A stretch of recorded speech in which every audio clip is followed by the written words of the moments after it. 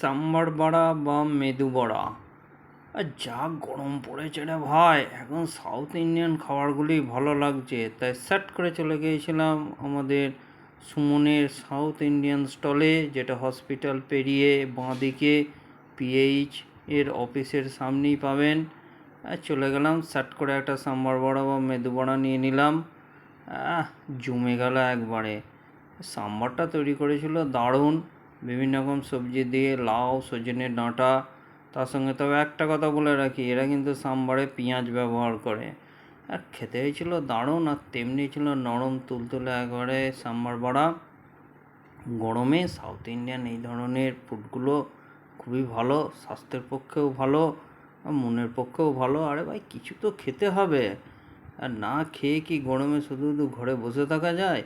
তাই বেরিয়ে পড়েছিলাম। অন্য দিনের মতো তেলে ভাজা আর বিভিন্ন রকম সব প্যাটিস ট্যাটিস কিছুই খেলাম না। এই একটা মেদু বড়া কটা খেয়ে সেট করে ভাবলাম এবারে একটু মাথা ঠান্ডা, শরীর ঠান্ডা করা যাক।